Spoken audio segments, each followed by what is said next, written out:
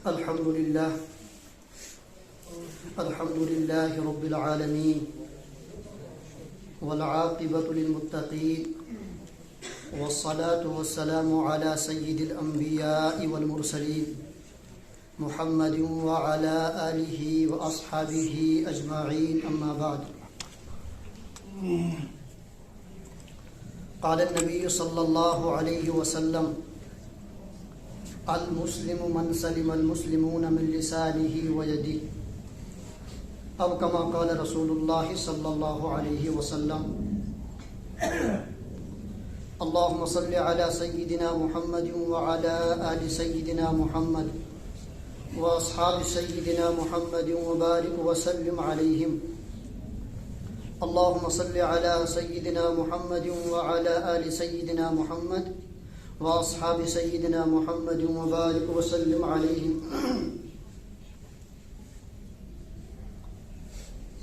اللہ جل جلالہ و عم نوالہ کا بے پناہ کرم احسان و فضل ہوا کہ جس ذات وحدہ لا شریک نے ہمیں ان عظیم الشان بابرکت ایام کی بابرکت گھڑی میں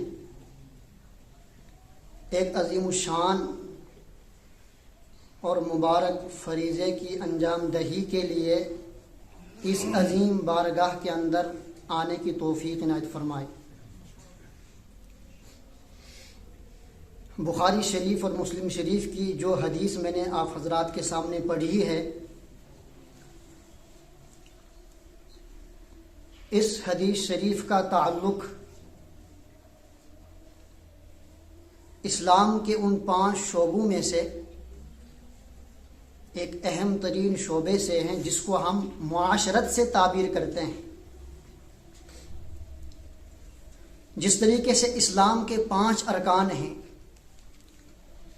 اسلام کا جو پہلا رکن ہے وہ عقائد توحید ایمان،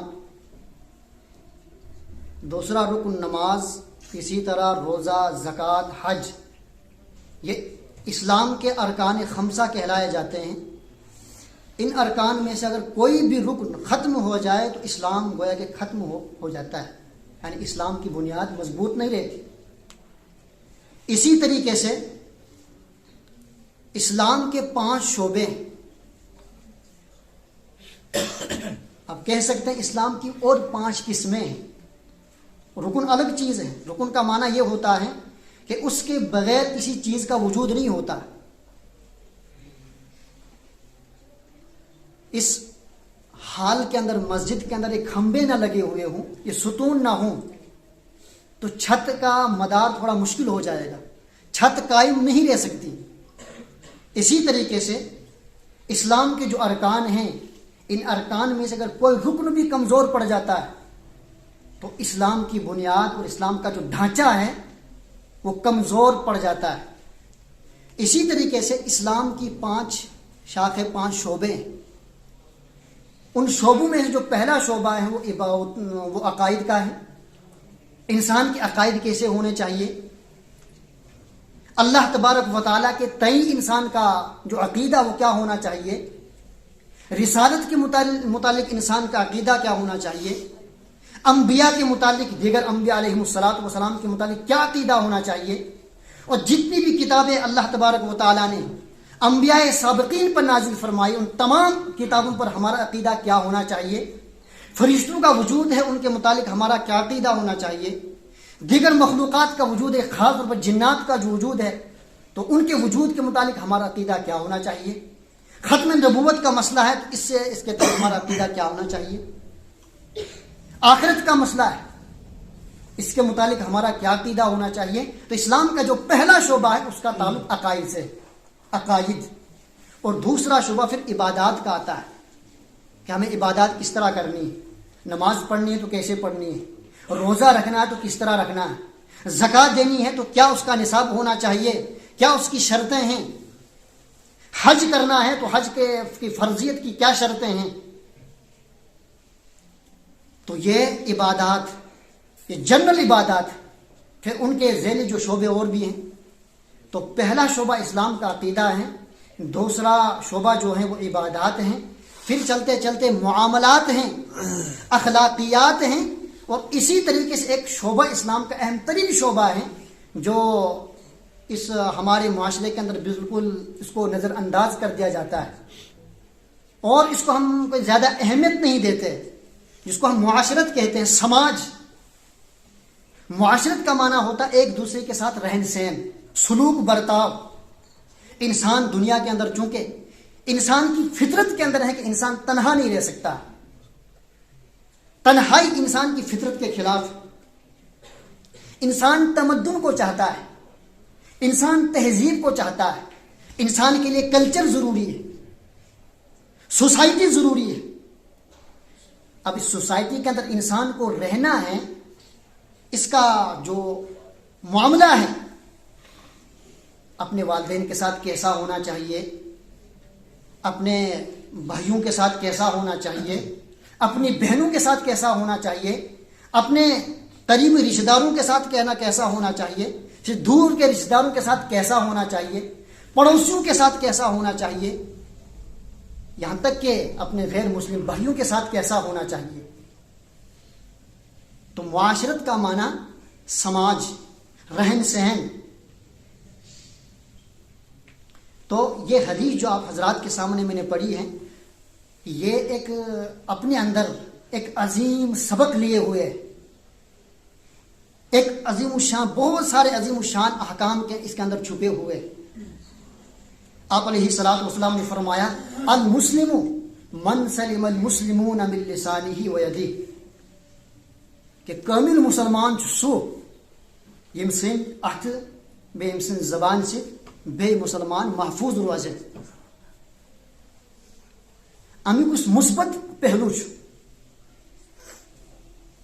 امی کس منفی پہلو، منفی نگیٹو پہلو سو کیا یہ کہ بہ گژھِ نہٕ کٲنٛسہِ لیٚکھ کَڑُن کینٛہہ، بہ گژھِ نہٕ کٲنٛسہِ بُرٕ بلا وَنُن کینٛہہ، بہ گژھِ نہٕ کٲنٛسہِ ہٕنٛز غٲبت کَرٕنۍ، بہ گژھِ نہٕ کٲنٛسہِ پٮ۪ٹھ تہمت لگاؤں۔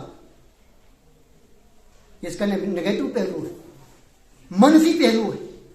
اکثر ہمارے سامنے یہ پہلو رہتا ہے، تو اس سے آدمی بچ سکتا ہے۔ انسان غیبت سے بچ جائے، انسان زبانی اعتبار سے کسی کو گالی دے اس سے بچ جائے، کسی کے اوپر بہتان لگا دے، جھوٹی تہمت لگا دے، تو انسان اس کو تھوڑا مایوب سمجھتا ہے اور انسان سمجھتا ہے کہ گناہ ہے۔ لیکن بعض کام ایسے ہیں کہ تم چی عبادت فی نفس ہی، تم چی فی نفس ہی عبادت۔ نماز پڑھنا عبادت ہے، نفلی روزے رکھنا عبادت ہے، تلاوت کائی تھد یہ عبادت، آہستہ تلاوت کر یہ عبادت، ذکر و اذکار کرن تھد یہ عبادت، آہستہ ذکر و اذکار کرن یہ عبادت۔ مگر یہاں ہم اسی عبادت کے کرتے کرتے ہم کتنے لوگوں کو تکلیف دیتے ہیں، اس کا ہمیں احساس تک نہیں ہوتا۔ تو یہ جو منفی پہلو ہے، نگیٹو پہلو اس کا، معاشرت کا، اس سے تو ہمارے لیے بچنا آسان ہے، اجتناب ہم کر سکتے ہیں، اس کو ہم چھوڑ سکتے ہیں۔ لیکن جو یہ ہیں جن کو ہم عبادت کہتے ہیں، ہماری عبادات کی وجہ سے، ہمارے ذکر و اذکار کی وجہ سے، ہماری اس خطابت کی وجہ سے، ہمارے کسی نیک کام کی وجہ سے اگر کسی کو تکلیف ہو رہی ہے تو زبانی تکلیف میں یہ بھی داخل ہے۔ مثال کے طور پر یہ جو مسجد ہے نا، مسجد، اس مسجد کے اندر جب انسان آ جاتا ہے، یا مسجد اندر ہر ایک سن پن پن حق آسن، ہر انسان کا عبادت کا حق ہے۔ اب انسان کیا عبادت کرے، انسان کو اپنی مرضی ہے۔ کانس یسن بپڑ نفل، کانس یسن بکر تلاوت، کانس یسن بپڑ درود شریف، کانس یسن بکر مطلب بپڑ بے کے تسبیح۔ انسان کو یہ اختیار ہے، بکرم سے پابند یہی کام کریں، یہ بھی اس میں داخل تکلیف، چونکہ انسان اس میں آزاد ہے نفل عبادات میں۔ جب انسان نفل عبادات کرے گا تو مسجد میں کے اندر آ جائے گا، تو مسجد میں کے اندر آنے کے بعد اب حکم یہ ہے، کوئی انسان اگر نفل پڑھ رہا ہے تو نفل پڑھنے میں اس کو قرات بھی کرنی ہے، سورہ فاتحہ بھی پڑھنی ہے، جو اس کے لیے ضروری ہے۔ یہ بھی رکن کے درجے رکھتے ہیں نمازوں کے اندر۔ اگر انسان یہ چیزیں نہ کرے تو نمازوں کا تحقق نہیں ہوگا، عبادات کا تحقق نہیں ہوگا۔ تمین وجودس من کی. اب ایک انسان ہے وہ بیٹھا ہوا ہے, وہ زور زور سے ذکر کر رہا لا الہ الا اللہ لا الہ الا اللہ, یا وہ تلاوت کر رہا ہے, زور سے تلاوت کر رہا ہے, تھک تلاوت کر رہا, حالانکہ عبادت فی نفسی گناہ نہیں, کار ثواب ہے, بہت بڑی ثواب کی چیز ہے عبادت کرنا. لیکن ایک انسان نفل نماز پڑھ رہا ہے, اگر اس کی نفل نماز کے اندر جو سنت پڑھ رہا ہے میری زور سے تلاوت کی وجہ سے اس کو خلل اندازی ہو رہی ہے, تو میرا یہ تلاوت کرنا جو فی نفس ہی ثواب کا کام تھا اور بہت بڑا ثواب ہے, لیکن اب یہ ثواب اس میں نہیں ملے گا, مجھے گناہ ملے گا. یم پہلو جو پیش نظر آسن کہ اسی لیے فقہا نے حکم دیا ہے کہ نمازوں کے بعد دیکھو امام اور مقتدی کا تعلق صرف سلام تک ہے. عبداللہ بن مسعود رضی اللہ تعالی عنہ کو جب آپ علیہ الصلوۃ والسلام نے تشہد سکھایا التحیات للہ آخر تک, اشہد ان لا الہ الا اللہ واشہد ان محمدا عبدہ ورسولہ, تو آپ علیہ الصلوۃ والسلام نے فرمایا اذا قلت ھذا او فعلت ھذا فقد تمت صلاتک, جب آپ اتنا کہہ دیں یا اتنا پڑھ لیں تو آپ کی نماز مکمل ہو گئی. اس کے بعد درود شریف پڑھیں, دعا پڑھیں, یہ انسان کو اپنے تک پڑھنا چاہیے, نماز کے اندر پڑھنا چاہیے, درود بھی پڑھنا چاہیے, دعا بھی انسان اللہ سے مانگنی چاہیے. لیکن جو واجب درجے کی چیزیں ہیں وہ یہ ہے التحیات. تو یہاں انسان کی نماز مکمل ہو جاتی ہے. تو کہنے کا مطلب یہ ہے کہ امام اور مقتدی کا تعلق سلام تک ہے, صرف امام کے تابع مقتدی صرف سلام تک ہے. اگر مقتدی سلام کے فوراً بعد اپنی نماز الگ سے پڑھنا چاہتا, امام کو اختیار نہیں ہوگا کہ تم میرے یہاں بھی مطابقت کر دے, ضرور مسجد وہ دعا کر تو تاکہ ایک بھی ہوں امام ہے کہ نہیں ونت, امام کے لیے جائز نہیں ہوگا, چونکہ اس کے بعد امام اور مقتدی کا تعلق ختم ہو گیا ہے. اب انسان انفرادی کام میں مصروف ہو جائے, جو اجتماعی کام تھا جماعت سے نماز پڑھنا وہ سلام تک تھا, اب سلام پھیر دیا, اب کیا کہتے ہیں مقتدی کو اختیار ہے چاہے اپنی نماز پڑھے چاہے اپنی دعا کریں. ایک ہمارا المیہ یہ ہے کہ ہم نمازوں کے بعد بس امام صاحب دعا کریں گے تب ہم دعا کرتے ہیں. آپ علیہ الصلوۃ والسلام نے فرمایا کہ دعا کی قبولیت کی جو گھڑیاں ہیں یمن اوقات نماز دعا قبول سے اللہ تبارک و تعالیٰ فرماون تمو اوقات مز وقت نماز فرض نماز بعد صلاۃ المفروضہ, یم نماز فرض آسن فرض نمازو پتہ اس انسان دعا کر اللہ تبارک و تعالیٰ تس قبول کر. مگر ہم نے مدار رکھا امام صاحب پر. امام صاحب کہتا ہے ربنا ظلمنا انفسنا وان لم تغفر لنا وترحمنا لنکونن من الخاسرین, مقتدی یہاں بھی آمین کہتا ہے, حالانکہ انسان کو موقع محل دیکھنا آمین کہاں کہنا ہے. مثال کے طور پر اے اللہ آپ غفار ہیں تو میں کہوں آمین, آمین کا کوئی مسئلہ ہی نہیں, یا آمین ہی کہی جائے گی, یا بے شک. اللہ آپ قہار ہیں تو یہاں بے شک کہا جائے, لا شک کا لا ترددا, اشکن تاتی آمین. مطلب آمین کس موقع پر کہنا ہے, اس کی وجہ یہ ہے کہ ہم نے ہر چیز کو رسم بنایا ہوا ہے.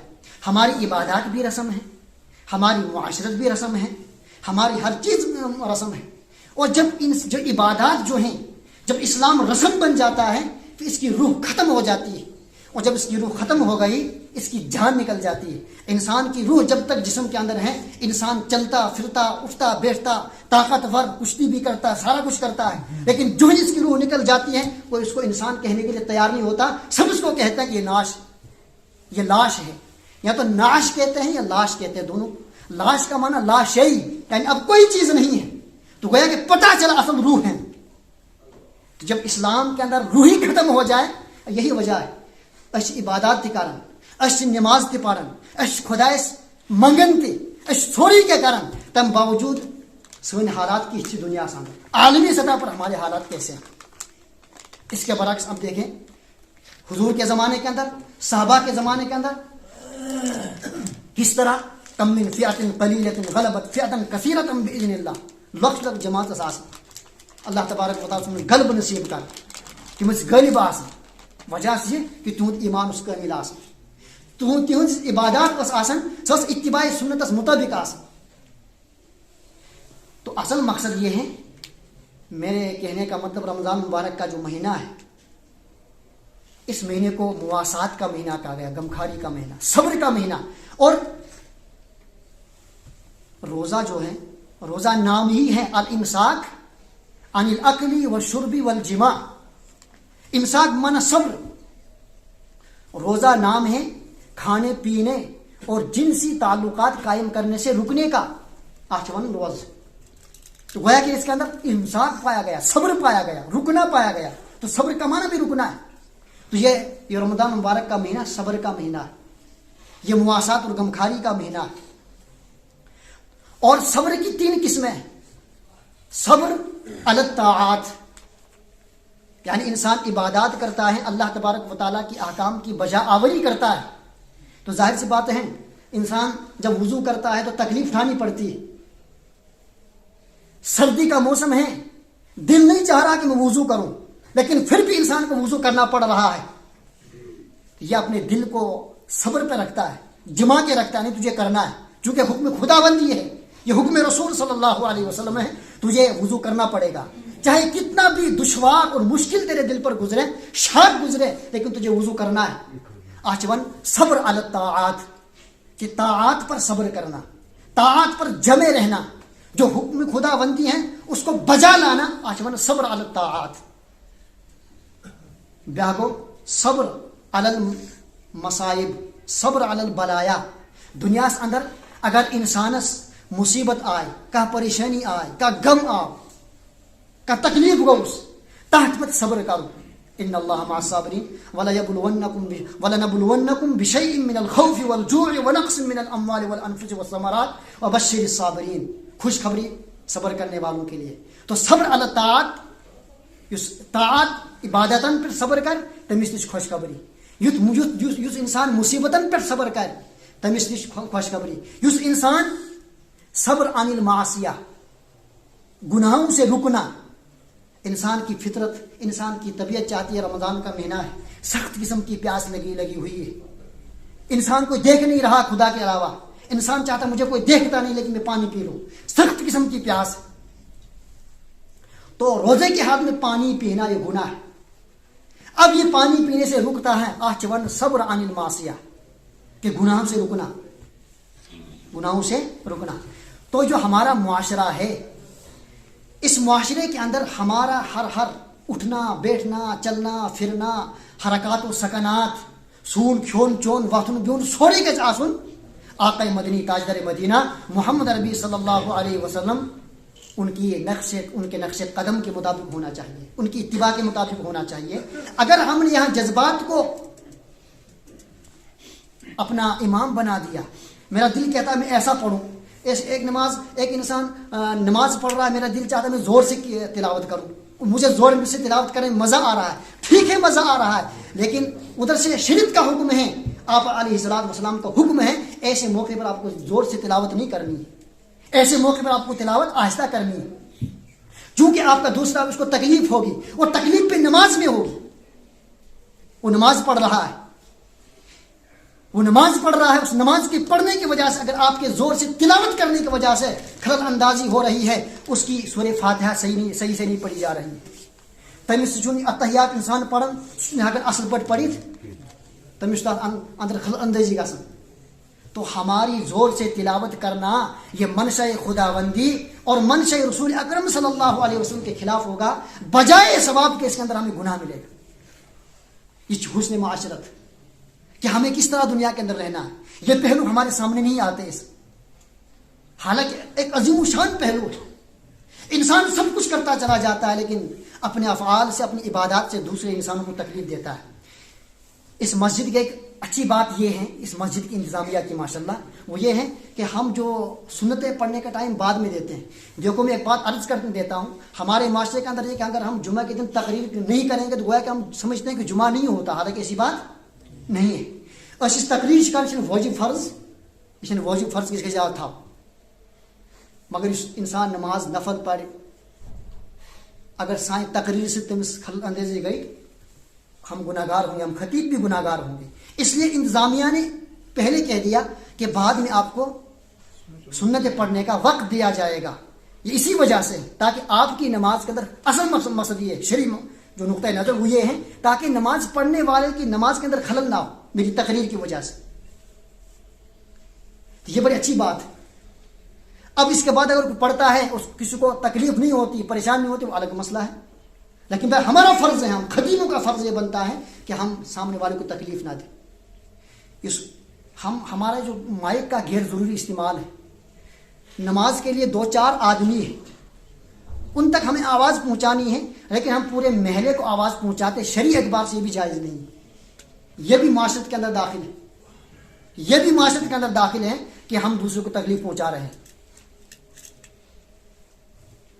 ایک واقعہ کتابوں کے اندر لکھا ہے، مطلب اب دیکھیں نا مزاج نبوت کیا ہے، مزاج شریعت کیا ہے، اللہ تبارک و تعالیٰ کی منشا کیا ہے انسان سے۔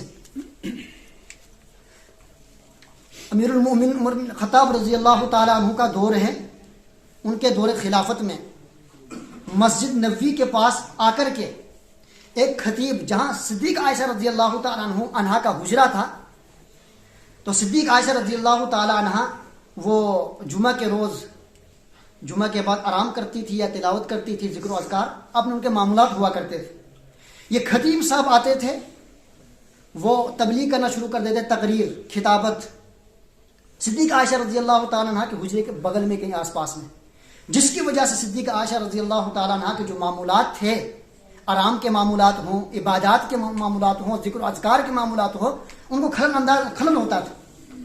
تو صدیق عائشہ رضی اللہ تعالیٰ عنہ نے ان سے کہا کہ بھائی آپ ذرا یہاں یہ تقریر نہ کیا کریں، آپ کی اس تقریر کی وجہ، چونکہ آپ کی آواز بہت بلند ہے، آپ کی اس آواز کی بلندی کی وجہ سے میرے معاملات کے اندر خلل ہوتا ہے، مجھے پریشانی ہوتی ہے، آپ ذرا یہاں سے ہٹ کر کسی اور مقام پر چلے جائیں، وہاں جا کر کے آپ یہ خطاب کریں، تقریر کریں۔ لیکن چونکہ خطیب صاحب تھے، خطیب صاحب نے کہا بھائی میں کوئی گناہ کا کام تھوڑی نہ کر رہا ہوں، میں تبلیغ کر رہا ہوں، دین پہنچا رہا ہوں، قرآن و حدیث سنا رہا ہوں، کون سا گناہ کر رہا ہوں؟ اب دیکھیں عبرت ہمارے لیے کیا ہے، دین ہر چیز سوچ سمجھ کے کرنی، یہ معاشرت ہے، ایک دوسرے کیسے ہمیں رہنا ہے۔ صدیق عائشہ رضی اللہ، جب انہیں نہیں مانا تو صدیق عائشہ رضی اللہ تعالیٰ عنہ نے شکایت لگا عمر بن خطاب سے کہ یار امیر المومنین، یہ خطیب میرے بغل میں آ کر کے، میرے حجرے کے پاس میں آ کر کے تقریر کرتا ہے، جس کی وجہ سے میرے معمولات متاثر ہوتے ہیں۔ تو امیر المومنین عمر بن خطاب رضی اللہ تعالیٰ عنہ نے فرمایا، اس کو بلایا کہ خطیب صاحب آپ نہ کیا کریں تقریر، کسی اور مقام پر جا کر تقریر کریں، یہاں نہ آپ تقریر کریں۔ ام المومن صدیقہ عائشہ رضی اللہ تعالیٰ عنہ کے اس معاملات کے اندر یہ پریشانی ہوتی ہے، آپ یہاں نہ تقریر کیا کریں۔ کچھ دن ہوئے، اس نے تھوڑا سا رکا رہا، لیکن اس کے بعد پھر معمول شروع ہو گیا ان کا، پھر وہ خطیب صاحب آنے لگے اور پھر تقریر شروع ہو گئی۔ اس کے بعد صدیق عائشہ رضی اللہ تعالیٰ عنہ نے پھر صدیق فاروق اعظم رضی اللہ تعالیٰ سے شکایت کی کہ پھر آ گئے۔ اس کے بعد فاروق اعظم نے خطیب صاحب کو بلایا اور کہا یاد رکھ، اگر اس کے بعد تو یہاں آ کر کے تو نے اگر تقریر کی تو تیری کمر ہوگی اور میرا درہ ہوگا۔ کیا ہم فاروق اعظم سے زیادہ دیندار ہیں؟ کیا ہم صدیقہ عائشہ رضی اللہ تعالیٰ عنہا سے زیادہ دیندار ہیں؟ کیا ہمارے وجود کے اندر، ہمارے قلوب کے اندر، ہمارے دماغ کے اندر، ہمارے دل کے اندر ان سے زیادہ عبادات کی لذت محسوس ہوتی ہے؟ ایسا ہرگز نہیں۔ لیکن اصل یہ ہے کہ حکم شریعت جہاں جیسا ہو وہاں ویسا کرنا، یہ اصل عبادت ہے۔ تو میرے بھائیوں، کتابوں کے فقہا نے یہاں تک لکھا ہے ایک انسان، دو انسان آپس میں سلام کرنا کتنی بڑی عبادت ہے، سلام کرنا بہت بڑی عبادت ہے۔ آپ علیہ الصلوۃ والسلام نے فرمایا جو انسان السلام علیکم ورحمۃ اللہ وبرکاتہ کہتا ہے 30 نیکیاں اس کو مل جاتی ہے، 30 نیکیاں کما لیتا ہے وہ آدمی۔ کتنی بڑی برکت کی چیز ہے، کتنی بڑی عبادت ہے، کیونکہ اس کے اندر سامنے والے کے لیے سلامتی کی دعا ہوتی ہے، اور سلامتی بہت بڑی اللہ تبارک و تعالیٰ کی نعمت ہے، یہ نعمت عظمیٰ ہے، نعمت عظیمہ ہے اللہ تبارک و تعالیٰ کی۔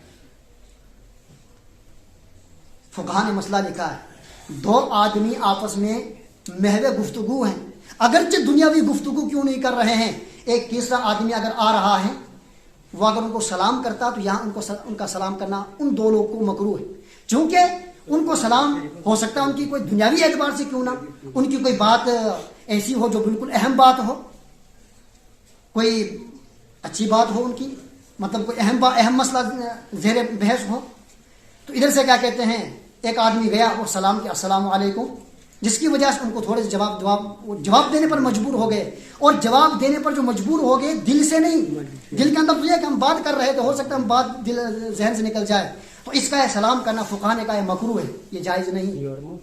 آپ نے پڑھا ہے آداب طعام میں سے ایک انسان کھانا کھا رہا ہے، کھانا کھاتے ہوئے دوسرا انسان باہر سے آتا ہے سلام کرے تو سلام کرنا مکروہ ہے۔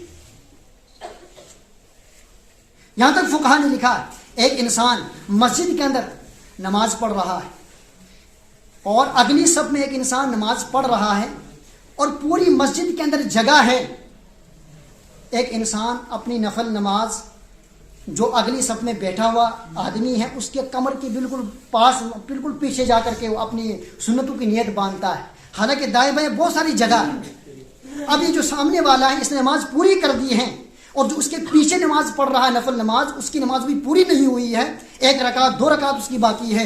یہ انسان اب جانا چاہ رہا ہے، اس کو جانے کی ضرورت پڑی ہے، نکلنے کی ضرورت پڑی ہے۔ ادھر سے آپ علیہ الصلوۃ والسلام نے فرمایا ہے جو انسان، بڑی سخت وعید ہے کہ نمازی کے سامنے سے گزرنے پر اللہ کے نبی نے بڑی سخت وعید فرمائی ہے۔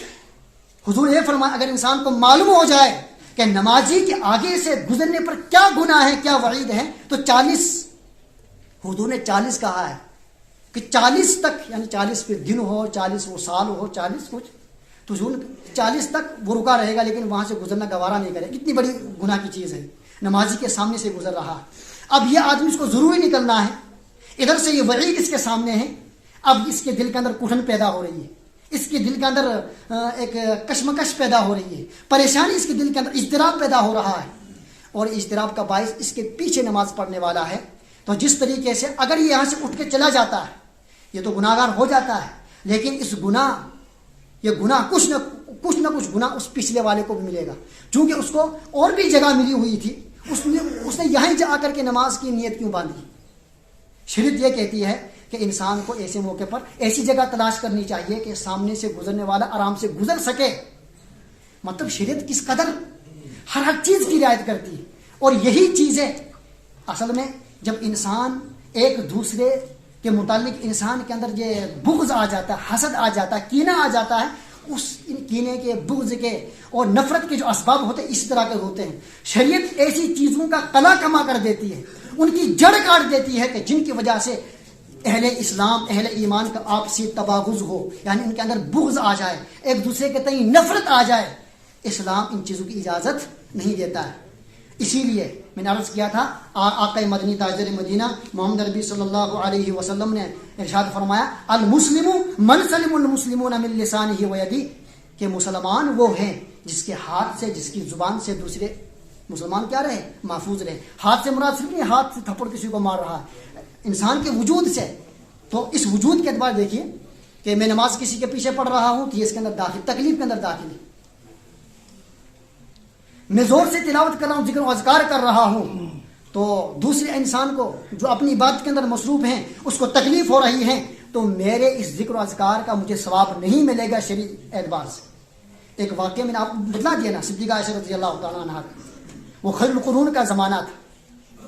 تو کہنے کا مطلب یہ ہے کہ انسان کو شریعت کا مزاج سمجھنا چاہیے، شریعت کا جو نقطۂ نظر ہے، جہاں جو حکم خدا بندی ہے، حکم رسول ہے، اتباع، اصل اتباع ہے۔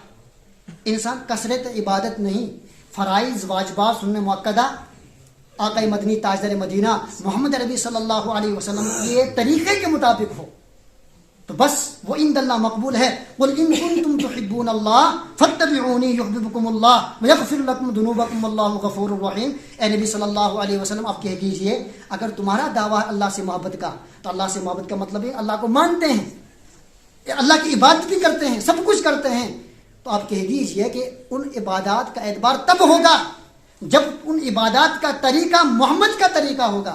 اگر آپ علیہ الصلوۃ والسلام کے طریقے سے ہٹ کر ہماری عبادت ہے، ہمارا ذکر و اذکار ہے، ہماری تلاوت ہے، ہمارے رمضان کے روزے ہیں، ہماری ہر چیز ہیں، تو وہ عبادت عند اللہ مقبول نہیں ہوگی۔ اس عبادت کا قبول یہ اٹل فیصلہ ہے شریعت کا۔ ومن اصدق من اللہ قیلا ومن اصدق من اللہ حدیثہ، اللہ اور اللہ کے رسول جو فیصلہ، ومن یطع الرسول فقط اطاع اللہ، جو اللہ کے رسول کی اتباع کرتا ہے، ان کا کہنا مانتا ہے، تو وہ اللہ کی مانتا ہے، اور جو اللہ کی مانتا ہے ظاہر سی بات کامیاب ہے۔ چونکہ نبی جو ہوتا ہے وہ اپنی منشا سے اپنی جذبے سے کچھ نہیں بولتے. وما ينطق عن الهوى ان هو الا وحی یوحى. جو حکم خداوندی یا وحی الہی اس کی طرف آتی ہے تو اس وحی الہی کی روشنی میں، چاہے وہ القاء کی شکل میں ہو، الہام کی شکل میں ہو، یا جو وحی آتی ہے اس کی شکل میں ہو، تو اللہ کا رسول، اللہ کا نبی وہی بات بولتا جو اللہ کی منشا کے مطابق ہوتی. تو میرے بھائیوں، یہ رمضان مبارک کا مہینہ یہ چلا جا رہا ہے، رخصت ہوتا چلا جا رہا ہے. یہ ہمیں کیونکہ صبر کا مہینہ ہے، تو صبر میں نے کہا کہ 3 قسمیں: صبر علی الطاعات، صبر علی البلایا، صبر عن المعصیہ. یہ 3 چیزیں ہیں. گویا کہ انسان کی زندگی، معاشرت کا خلاصہ بھی یہی ہے، ہمارے سماج کا، حسن سماج کا خلاصہ بھی یہی ہے کہ اگر ہمیں تکلیف پہنچے نہ ہم کسی کو تکلیف دیں. ظاہر سی بات، جب انسان یہ رعایت کرے گا دوسرے کی تو دوسرے آدمی کے دل کے اندر بھی اللہ تبارک و تعالیٰ یہ دل کے اندر ڈال دیں گے. مفتی ایوب صاحب کے بھائی مفتی شفیق صاحب آئے تھے یہاں حج تربیت، عمرہ تربیت، وہ تربیتی بیان فرما رہے تھے. اس موقع میں فرمایا تھا کہ ایک پتہ نہیں کون آدمی تھا، مفتی ایوب صاحب کے ساتھ عمرے پہ گئے، حج پہ گئے تھے عمرہ پہ. انہوں نے کہا کہ وہ بڑا کچھ کرتا تھا، بڑی محنت کرتا تھا، اور بظاہر مفتی ایوب صاحب زیادہ محنت نہیں کرتے تھے، لیکن اس کا کہنے کا مطلب یہ تھا کہ مفتی ایوب صاحب تھوڑا بھی کرتے تو زیادہ اعتبار ہے، کیونکہ ان کی عبادت شرک کے مطابق ہوتی ہے. وجہ یہ ہے کہ اپنے جذبات سے مغلوب ہو کر ان کی بات انجام نہیں کی جاتی. بلکہ اب دیکھیں نا، حجر اسود کا جو بوسہ دیا جاتا ہے، ثواب ہے وہ. اب انسان حج کے موقع پر، عمرہ کے موقع پر انسان چادر پر کھانے کا میں وہ کودتا ہے اور کودتا پھلانگتا ہے لوگوں کے اوپر سے، اور جا کر وہاں بوسہ دیتا ہے. اس کا پھلانگنا یہ صحیح نہیں ہے، اس کا پھلانگنا صحیح نہیں ہے، یہ معاشرت کے خلاف ہے. تو اسلام کے 5 شعبے: عقائد، عبادات، معاملات، اخلاقیات اور معاشرات. تو معاشرت کا خلاصہ یہ ہے کہ ہماری عبادت سے، ہاں جو فرائض ہیں، جو واجبات ہیں، ان کے بہرحال حکم خداوندی ہے. ہمیں فجر میں، عشاء میں، مغرب میں زور سے قرات کرنے، اور کوئی آدمی کہ آپ کی زور سے قرات سے مجھے تکلیف ہوتی، یہاں نہیں مانا جائے.